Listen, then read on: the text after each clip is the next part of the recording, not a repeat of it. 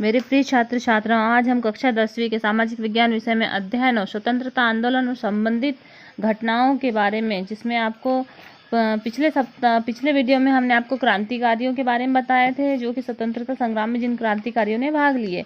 इस बार हम सुभाष चंद्र बोस की आज़ाद हिंद फौज और मुस्लिम लीग के बारे में आपको विस्तार से जानकारी अध्ययन करवाने वाले हैं।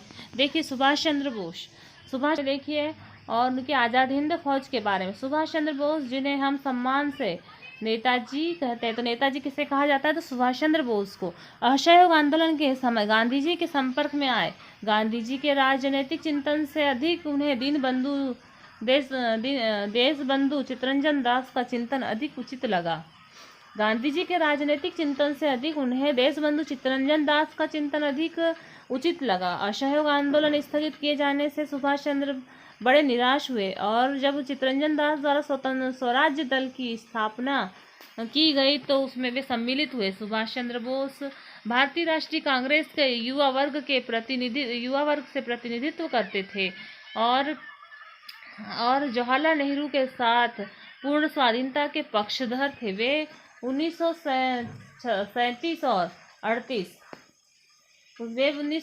और 38 में कांग्रेस के अध्यक्ष निर्वाचित हुए और 39 में वे दूसरी बार अध्यक्ष बने। तब गांधी जी और सुभाष चंद्र बोस के मध्य मतभेद हो गया और अंततः उन्होंने अध्यक्ष पद से त्यागपत्र दे दिया और 1939 को फॉरवर्ड ब्लॉक का गठन किया या स्थापना की। द्वितीय विश्व युद्ध का लाभ लेकर के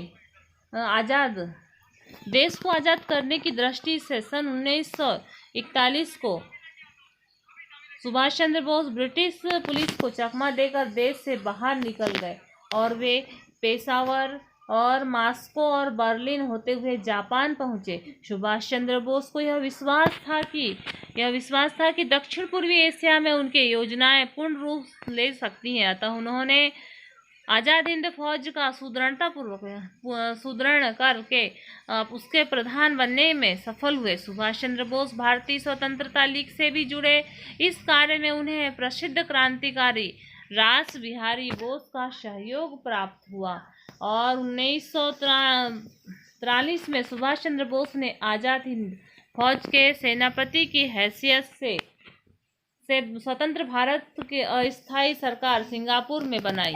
मतलब अस्थायी सरकार, स्वतंत्र भारत की अस्थायी सरकार उन्होंने कहाँ बनाई? तो सिंगापुर में बनाई। देश को स्वतंत्रता हेतु अपने खून की आखिरी बूंद तक भी बहा देने का शपथ लिया। सुभाष चंद्र बोस ने भारत बर्मा सीमा पर युद्ध आरंभ किया और फरवरी 1944 में आज़ाद हिंद फौज ने अंग्रेजों पर आक्रमण कर रामू, कोहिमा और प्लेम और तिब्बती आदि को अंग्रेजों से मुक्त कराया।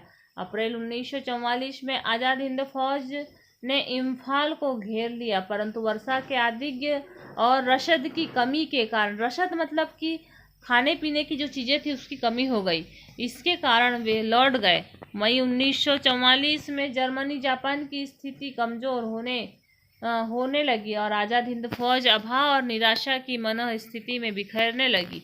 यद्यपि सुभाष चंद्र ने सेना में पुनः जोश भरने का प्रयास किया, परंतु वे असफल रहे। इन परिस्थितियों में वे बैंकॉक आ गए और बैंकॉक से 1945 में वे हवाई यात्रा कर रहे थे और हवाई यात्रा करते समय बारमूसा के पास उनके वायुयान में आग लग गई और उनकी मृत्यु हो गई। किंतु इतिहासकार इससे सहमत नहीं है। वे नहीं मानते कि सही में सुभाष चंद्र बोस की मृत्यु हुई थी। सुभाष चंद्र बोस उस समय के ऐसे व्यक्ति थे जिन्होंने अपने स्वयं के दम पर एक पूरी सेना तैयार की और सेना तैयार करते हुए युद्ध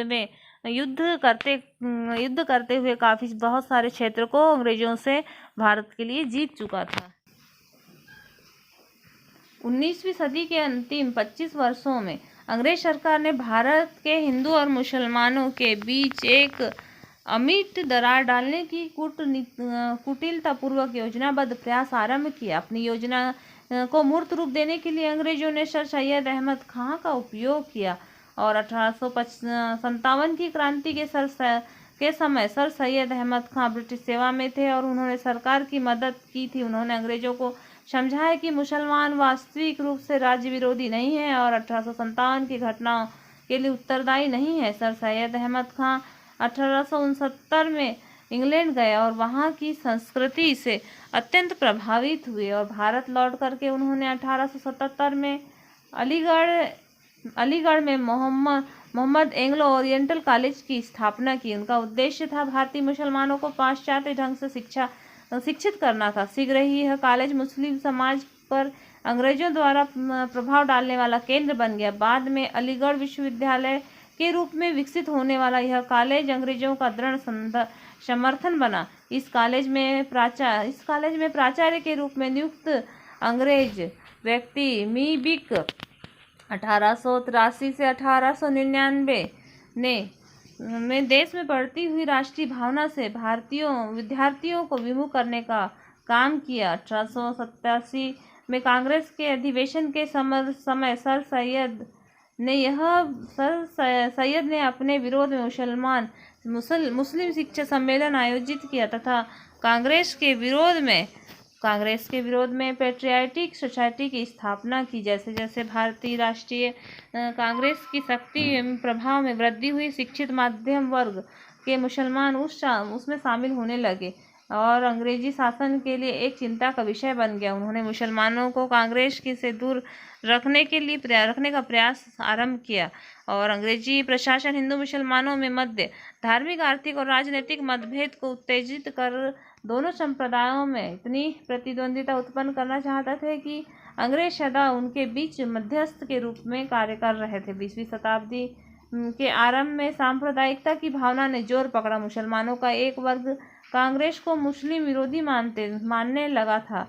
अंग्रेज शासक भी कांग्रेस के आंदोलनों को विद्रोह के रूप में देखते थे, इसलिए वे कांग्रेस की एक प्रतिद्वंदी संस्था की स्थापना करना चाहते थे। ब्रिटिश सरकार के संकेतों को देखते हुए मुसलमानों का एक शिष्टमंडल अक्टूबर 1906 में आगा खां के नेतृत्व में भारत के वायसराय लॉर्ड मिंटो से मिलने के लिए आया और एक स्मृति पत्र प्रस्तुत कर कुछ मांगे रखी। मांगों में मुसलमानों के लिए अलग निर्वाचित क्षेत्र, जो मांगे रखी थी उसमें अलग से निर्वाचित क्षेत्र और विधानमंडलों में मुसलमानों को अधिक स्थान और सरकारी नौकरियां और विश्वविद्यालयों की स्थापना में रियासतें और गवर्नर जनरल की परिषद में मुसलमानों की नियुक्ति का आग्रह था।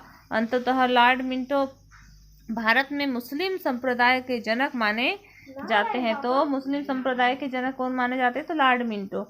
अंग्रेजों के प्रश्रय से कट्टरवादी मुसलमानों ने 30 दिसंबर 1906 को अखिल भारतीय मुस्लिम लीग की स्थापना की और उन्होंने 1907 के लखनऊ अधिवेशन में लीग के संविधान को लागू किया। इस प्रकार से मुस्लिम लीग के प्रमुख उद्देश्य क्या थे देखिए, तो भारतीय मुसलमानों में ब्रिटिश राज्य के प्रति भक्ति भावना उत्पन्न करना, ब्रिटिश शासन के समक्ष मुसलमानों के राजनीतिक अधिकार और हितों की रक्षा की मांग करना और लीग के उद्देश्य को हानि पहुंचाए बिना मुसलमान और अन्य जातियों में यथासंभव मेलजोल रखना। मुस्लिम लीग के उद्देश्य से यह स्पष्ट हो जाता है कि वह सांप्रदायिक संस्था थी, अतः राष्ट्रवादी मुसलमानों ने लीग की स्थापना का विरोध किया और वे कांग्रेस में ही बने रहे।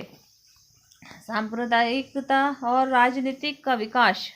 1909 को मार्ले मिंटो सुधार में सांप्रदायिक निर्वाचन प्रणाली की शुरुआत हुई। मुस्लिम मतदाताओं के लिए अलग से निर्वाचन प्रणाली बनाई गई और 1912 से 1924 तक मुस्लिम लीग पर राष्ट्रवादी मुसलमानों का प्रभुत्व रहा। मौलाना अब्दुल कलाम आज़ाद, हकीम अजहल खां और मोहम्मद अली जिन्ना जैसे राष्ट्रवादी नेताओं के साथ मुस्लिम लीग पर उदारवादी तत्व हावी रहे। इसी कारण 1916 के लखनऊ अधिवेशन में कांग्रेस ने भी मुस्लिमों को प्रतिनिधित्व संबंधी सांप्रदायिक निर्वाचन प्रणाली आदि को स्वीकार कर दिया।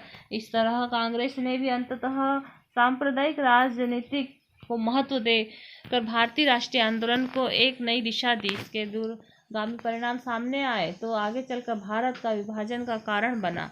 असहयोग आंदोलन के स्थगित हो जाने के बाद सांप्रदायिक एकता का आधार समाप्त हो गया। 1922 से 1927 के बीच कई सांप्रदायिक दंगे हुए। हिंदू महासभा ने राष्ट्रीय उन्नति एवं व शुद्धि आंदोलन ने भी तंजीर और तब्दील आंदोलन चलाए। हिंदू महासभा ने लाला लाजपत राय और मदन मोहन मालवीय जैसे नेता जुड़े। इस बीच 1925 में डॉक्टर केशवराव बालीराम और हेडगेवार के नेतृत्व में राष्ट्रीय स्वयंसेवक संघ की स्थापना हुई। 1927 में कांग्रेस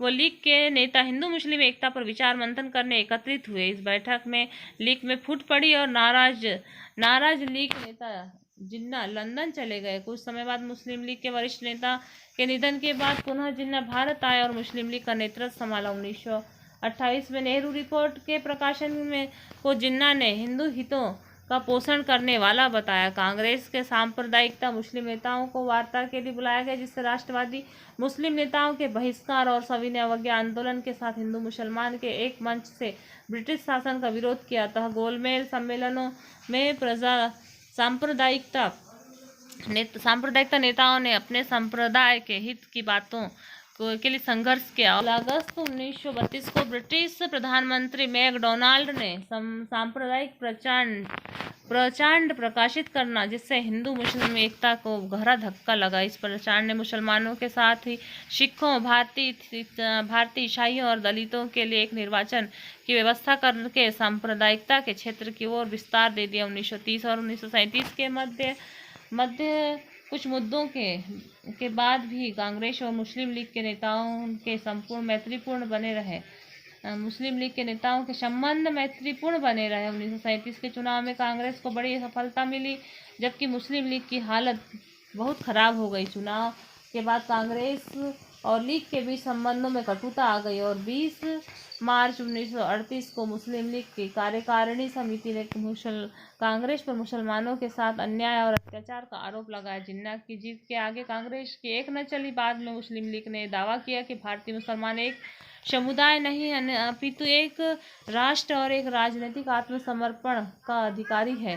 3 सितंबर 1939 को द्वितीय विश्व युद्ध आरंभ हुआ और ब्रिटिश सरकार ने कांग्रेसी मंत्रिमंडल को विश्वास लिए बिना भारत को युद्ध में सम्मिलित कर दिया। कांग्रेस ने इस बात का विरोध किया। कांग्रेस चाहती थी कि ब्रिटिश सरकार युद्ध के उद्देश्य और भारत की स्वाधीनता पर अपने विचार को स्पष्ट करे।